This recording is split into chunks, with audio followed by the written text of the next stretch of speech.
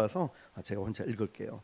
자, 보혈의 능력이라는 제목으로 하나님 말씀을 증거하겠습니다. 여러분, 우리가 신앙생활하면서 십자가의 보혈, 예수님의 보혈, 우리 보혈 찬송도 많이 부르고 예수님 보혈을 의지해야 된다라고 많이들 이야기를 합니다.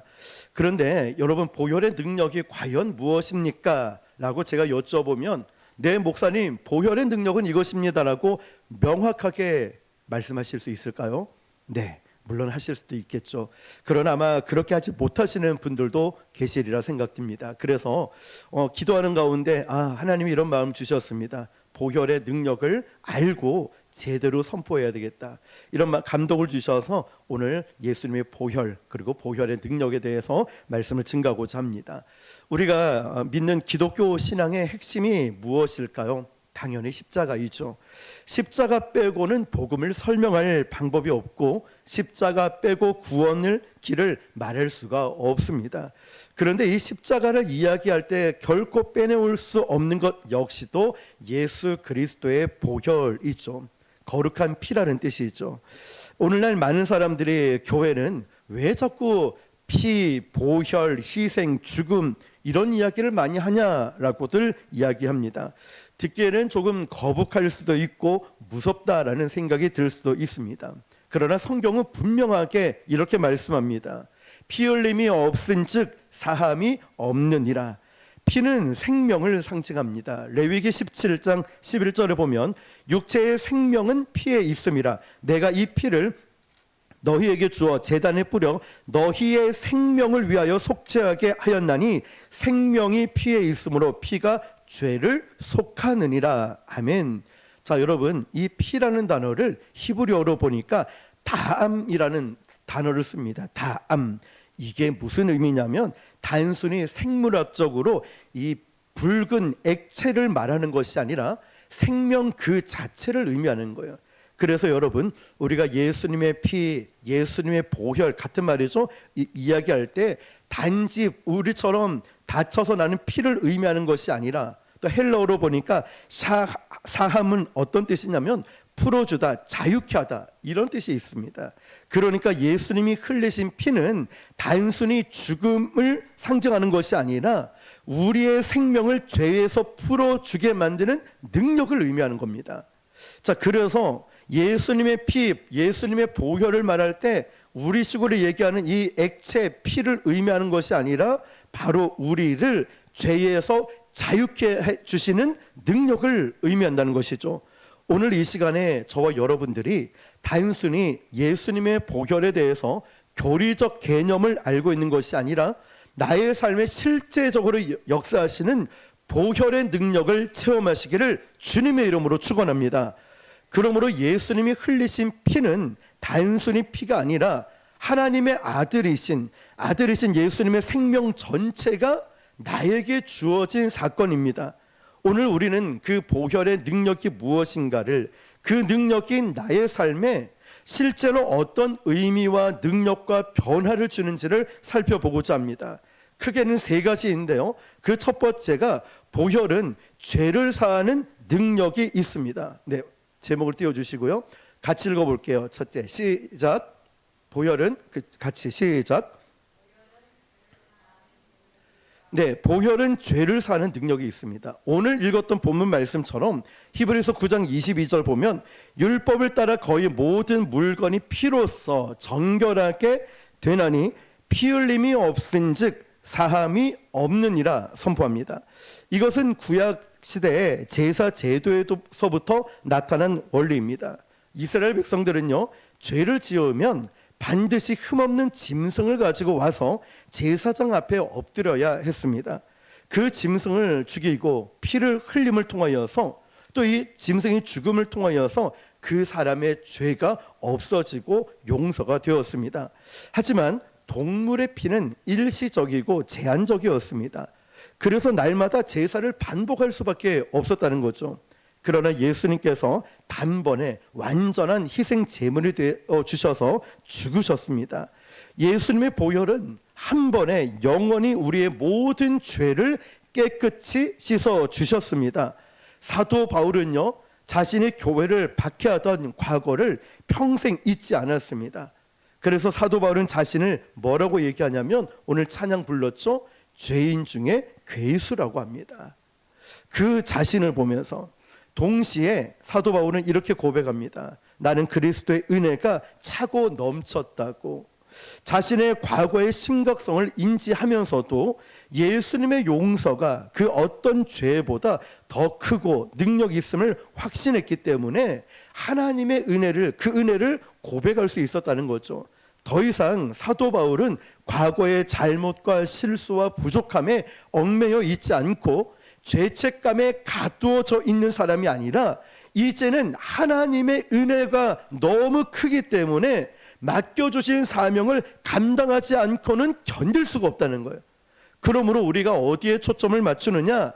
나의 실수와 잘못, 부족함, 죄, 여기에 초점을 맞추는 것이 아니라 너무나 크신 하나님의 은혜에 초점을 맞추어서 죄인 중에 괴수 같은 나의 모습이지만 하나님의 은혜 때문에 겸손히 주님이 주신 사명들을 감당하는 줄 믿습니다. 빚을 탕감받은 사람이 있었습니다. 그 사람은 빚 문서에 이렇게 써 있었어요. 모든 빚이 탕감됨. 그래도 감사했어요. 와, 내가 몇 천만 원 빚이 있었는데 모두 다 탕감됨 딱 써 있었어요. 그런데 며칠 뒤에 불안한 마음으로 진짜 탕감이 됐을까? 진짜 내 모든 빚이 탕감이 됐을까? 그래서 그 문서를 다시 찾아보니까 빚에 대한 기록이 탕감됨 이렇게 적혀 있는 것이 아니라 나중에 가서 보니까 어떻게 돼 있냐면 아예 항목 자체가 그 명단에서 삭제가 됐다는 거예요. 이 사람이 이걸 발견하게 된 거죠. 여러분, 인간적인 용서는요 종종 이렇게 얘기하죠. 내가 너 용서해 줄게. 그래, 그럴 수도 있지. 용서해 줄게. 나도 잘한 거 없고 나도 못난 게 많지만 용서해 줄게. 내가 너의 모든 죄를 용서해 준다 이러면서 마음속에 담아두는 사람이 있고 또 기록을 남기는 사람도 있습니다. 하지만 하나님께서 우리의 죄를 용서하실 때 이렇게 말씀하시죠. 다시는 너의 죄를 기억하지 않겠다. 동이 서에서 먼 것 같이 흰 눈보다 더 희게 너의 죄를 씻어주고 다시는 기억하지 않겠다 말씀하시는 거예요. 예수님의 보혈은요 우리의 빚을 탕감했다라고 해서 기록을 남기는 것이 아니라 빚진 이 목록 자체를 영원히 지워버리는 바로 그 용서, 완벽한 용서를 말씀하고 있습니다. 그래서 우리는 죄인입니다라는 기록이 아닌 이제 하나님의 은혜로 우리는 의인입니다라는 새로운 신분을 갖게 된 겁니다. 나는 의인인 거예요. 내가 잘나서 그런 것이 아니라 하나님의 은혜로 말이죠. 이것이 바로 보혈의 능력입니다. 우리는 우리의 죄를 결코 씻을 수 없어요. 우리는 노력한다고 착한 일을 하고 선한 일을 한다고 봉사 많이 하고 직분 높다 해서 우리의 죄가 없어지는 게 아니라는 거죠. 그 죄의 얼룩을 1도 조금도 없앨 수 없습니다. 그러나 예수님의 보혈이 단번에 우리의 모든 죄를 깨끗하게 씻어 주심을 믿으시길 바랍니다. 존 웨슬리 목사님은요 어린 시절에 신앙의 가정에서 자랐지만 늘 죄책감에 시달렸습니다. 아무리 기도해도 마음이 편안하지 않고 자유함이 없다는 거죠. 그래서 어느 날 거리를 걸어가는데 오직 의인은 믿음으로 말미암아 살리라, 믿음으로 의롭다함을 얻었다라는 로마서 말씀을 듣는 순간에 존 웨슬리 목사님은 눈물로 회개하면서 맞아 내가 착한 일 좋은 일 아무리 열심히 하고 아무리 평생 예수를 믿었다 할지라도 내 노력으로 절대로 내 죄를 깨끗하게 할 수 없는데 맞아, 예수님의 보혈이 나를 깨끗하게 씻어 주셨구나, 이 확신을 갖고 바로 그 한 번의 놀라운 체험이 영국 부흥을 일으키는 불씨가 되었습니다. 여러분, 오늘날도 마찬가지예요. 우리가 교회를 열심히 다녀요. 오래 수십 년 교회를 다녔고 사역도 열심히 합니다. 봉사도 열심히 해요. 그런데 죄책감에 눌려서 사는 사람들이 있어요. 그러나 예수님의 보혈은요 단번에 영원히 우리의 죄를 사해 주십니다. 그러므로 여러분, 더 이상 과거에 얽매여 있지 마십시오.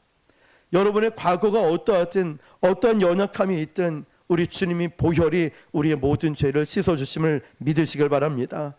혹시 아직도 과거의 죄 때문에 마음이 무겁습니까? 이미 예수님께서 예수님께 우리가 고백했다면 더 이상 죄책감에 머물지 마시고 여러분 이렇게 한번 선포해 보십시오. 나는 예수님의 보혈로 죄사함을 받았다. 혹여라도 여러분 믿음이 약해져서 자꾸만 옛날 과거의 부족함, 연약함, 죄들이 회개를 했는데도 생각이 난다면 죄책감에 시달리지 마시고 마음이 무너질 때마다 이렇게 한번 선포해 보십시오. 화면을 한번 보세요. 같이 시작. 보혈로 죄사함 받았다. 아멘. 보혈로 치유와 회복을 받았다. 할렐루야. 보혈로 승리했다. 승리한다. 영원히 승리한다. 아멘. 여러분 이렇게 날마다 한번 선포해 보십시오. 더 이상 죄의 속박 아래 살지 마시고 죄책감에 시달리지 마시고 예수님의 보혈 앞에 예수님의 보혈 가운데 여러분 정결함을 얻고 자유함을 얻으시길 주님의 이름으로 축복합니다. 보혈은 그 다음 보면 시작. 보혈은 치유와 회복의 능력이 있다. 그렇습니다. 여러분 이사야 53장 5절을 보면 같이 읽어봅시다. 시작. 그가 찔림은 우리의 허물 때문이요 그가 상함은 우리의 죄악 때문이라. 그가 징계를 받음으로 우리는 평화를 누리고 그가 채찍에 맞음으로 우리는 나음을 받았도다. 아멘. 우리가 연약함, 아픔, 질병 가운데 있을 때 우리가 이 말씀을 늘 선포하죠. 그가 찔림은 우리의 허물 때문이요 그가 상함은 우리의 죄악 때문이라. 그가 징계를 받음으로 우리가 평화를 누리고 그가 채찍에 맞음으로 우리가 나음을 받았도다. 아멘. 그렇습니다. 예수님의 피는요 단순히 우리의 죄만 씻으신 것이 아니라 우리의 상처와 우리의 아픔과 우리의 모든 질병까지도 치유하는 능력이 있습니다. 믿으십니까? 많은 성도들이 신앙생활 하면서도 여전히 상처 가운데 살아가요. 얼굴이 늘 찌푸리고 늘 얼굴에 인상이 있고 인상을 쓰고 웃음기가 없어요. 아니 예수님을 믿는데도 왜 이렇게 불안할까? 아니 예수님을 예배하러 온 이 자리에조차도 계속 인상을 쓰고 마음이 두근두근거리고 가정에서의 많은 상처가 있기도 하고 사람들과의 관계 속에 깊은 상처 가운데 아파하는 사람도 있어요. 혹은 육체의 질병으로 인한 고통을 가진 사람 아마 우리 가운데 있을 수 있어요. 그런데 예수님의 보혈은요 그 모든 상처와 고통 위에 능력으로 덮어주심을 믿으시길 바랍니다. 여러분 한 중년의 어떤 집사님이요 20년 가까이 심각한 우울증과 분노 조절 장애로 고통을 받았습니다. 어린 시절 겪었던 가정의 그 폭력, 트라우마가 깊이 남아서 가족 관계는 파탄 직전이었고 매일같이 자살 충동에 너무나 고통스러운 시간을 보냈습니다. 수많은 심리 치료와 약물 복용에도 불구하고 그 증세는 호전이 되지 않았다는 거예요. 그런데 그 집사님이 기도하는 가운데 내가 우울하고 내가 자꾸 분노 조절 장애가 있는 것은 단순히 감정의 문제가 아니라 단순히 과거의 죄책감과 트라우마에 묶인 이것뿐만 아니라 영적인 문제였구나. 내가 자꾸만 이 영적으로 눌림을 경험하고 있었구나. 그분이 기도하는 가운데 이제 이렇게 선포하게 된 거예요. 예수님의 피로 나는 모든 죄와 묶임에서 해방되었다. 기도할 때마다 선포하는 거예요. 말씀을 들으면서도 마음으로 선포하는 거예요. 나는 예수님의 보혈로 나의 모든 저주와 나의 모든 묶임에서 나는 해방되었다. 예수님의 보혈로 나는 깨끗해졌다. 고침 받았다. 믿음으로 계속해서 선포한 거예요. 자신의 분노 조절 장애 때문에 화가 막 나올 때도 나를 묶고 있는 이 더러운 악한 감정아 나서는 예수 이름을 떠나갈지어다. 나는 예수 이름을 선포한다. 예수님의 보혈이 나를 머리끝부터 발끝까지 덮어줬다. 너는 나와 아무 상관이 없다. 계속해서 분노가 올라오고 우울한 마음이 들 때마다 입술로 믿음으로 선포하기 시작했어요. 선포만 한 것이 아니라 기도를 했죠. 그랬더니 이 집사님이 놀라운 간증을 하는 거예요. 20년 동안 그를 눌렸던 분노 조절 이 장애가 횟수가 급격히 줄어들기 시작하고 우울증 약을 먹는 것이 약을 줄일 수 있게 됐다는 거죠. 가장 놀라운 변화가 뭐냐면 가족과의 관계가 회복됐다는 거예요. 늘 부정적인 말, 불평, 원망하던 그 마음 가운데 아내에게 분노를 표출했었는데 처음으로 아내에게 사과를 했다는 거예요. 마음 다쳤던 이 자녀들의 마음이 열리기 시작했다는 거예요. 그러면서 이 트라우마를 완전히 벗어나서 이 집사님은 지금은 상처를 치유하는 사역에 헌신을 하고 있다는 거예요. 사랑하는 성도 여러분, 혹시 여러분 마음속에 상처와 아픔이 남아있진 않습니까? 아니요, 난 다 치유받았어요, 난 괜찮아요 하는데 막상 그 일이 터지면 분노가 치밀어 오르거나 아니면 가슴이 갑갑해지거나 이걸 어떻게 견딜 수 없어서 인간적인 방법, 세상에서 해결함을 받으려 했지만 하나도 해결되지 않아서 그 마음에 분노가 가득 차 있지는 않습니까? 여러분, 이것은 영적인 문제이든 또 어쩌면 감정적인 문제고 육체적 질병이 될 수 있겠지만, 육체적 질병이든 감정적인 문제든 영적인 문제이든 예수님의 보혈이 오늘도 변함없이 우리를 치유하고 회복시켜 주심을 믿으시길 바랍니다. 믿음으로 선포하시길 바랍니다. 나는 예수님의 보혈로 나음을 받았다. 나는 예수님의 보혈로 고침을 받았다. 나는 회복되었다 라고 선포하는 것 말입니다. 손양원 목사님 아시죠? 일제와 6.25 전쟁 속에 말로 닿을 수 없는 고통을 겪었답니다. 그 두 아들은 공산당에게 총살을 당했죠. 그는 범인을 찾아가서 이렇게 말했습니다. 내 아들을 죽인 저 원수를 양자로 삼겠다고. 왜냐하면 예수님의 보혈이 나를 용서했기 때문에, 예수님의 보혈이 나를 치유했기 때문입니다. 여러분, 이것이 바로 보혈의 치유 능력입니다. 병원을 찾아가고 인간적인 방법으로 하는 것이 아니라 우리는 영적인 사람이잖아요. 예수님의 보혈은 단순히 병을 고치는 것에 그치지 않고 내가 죽이고 싶을 만큼 너무너무 막 화가 나는 저 원수 같은 사람이라 할지라도 예수님의 보혈은 내 마음을 치유하면서 저 사람을 용서할 수 있는 마음을 주시고 화해할 수 있는 능력을 주시고 관계를 회복시켜 주십니다. 그러므로 우리의 가정, 우리의 교회, 우리의 사회 관계가 깨진 게 얼마나 많습니까? 나부터가 우리가 먼저 예수님의 보혈을 의지해야 됩니다. 왜냐? 보혈이 확실한 처방이고 예수님의 보혈만이 진정한 능력이 있기 때문에 그래요. 예수님 보혈을 의지하면 우리 안에 치유와 회복의 역사가 일어남을 믿으시길 바랍니다. 자, 그리고 보혈은요, 승리의 능력이 있습니다. 요한계시록 12장 11절 보니까 또 우리 형제들이 어린 양의 피와 자기들이 증언하는 말씀으로써 그를 이겼으니 그들은 죽기까지 자기들의 생명을 아끼지 아니하였도다. 아멘.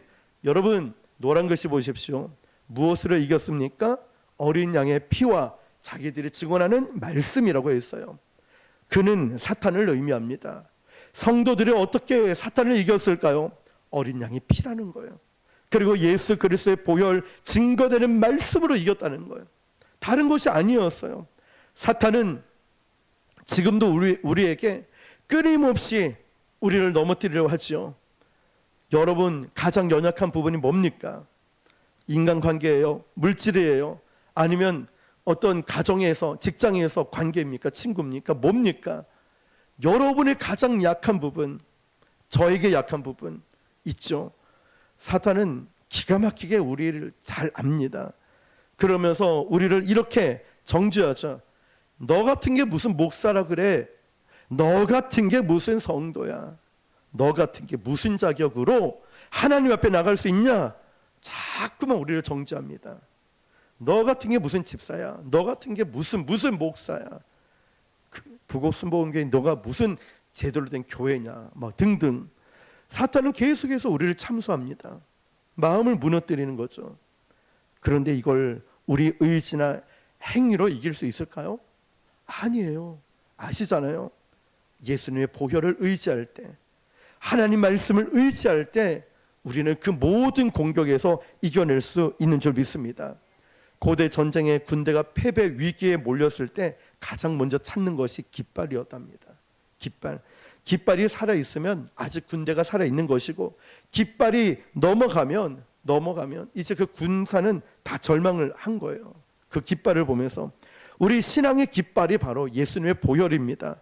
사탄이 아무리 우리를 공격해도 우리가 예수님의 보혈을 붙들고 선포하는 이 깃발은 결코 쓰러지지 않습니다. 19세기 미국 부흥사 우리가 잘 아는 D.L. 무디 역시도 설교할 때 이렇게 외쳤습니다. 나는 사탄을 이길 힘이 없습니다. 그러나 예수님의 보혈을 의지할 때 사탄은 나를 떠납니다. 여러분, 우리의 싸움은 혈과 육이 아닙니다. 가정에서 오는 갈등, 직장에서 압박, 마음속에 오는 우울과 좌절, 두려움, 그 배후에는 영적 전쟁이 있습니다. 그 배후에는 악한 마귀의 공격이 있습니다. 그 배후에 우리를 무너뜨리려고 하는 마귀의 계략들이 있어요. 이 목사를 무너뜨리면 우리 교회 금방 넘어지겠죠. 계속 공격하죠. 마음을 공격하고 육체를 공격하고 아예 손발을 다 꽁꽁 묶으려고 아무것도 못하게 자꾸만 저를 공격하지 않을까요? 그러면 우리 교회는 금방 무너지니까. 또 우리의 직분자들 마귀가 공격하겠죠. 기도하지 못하게.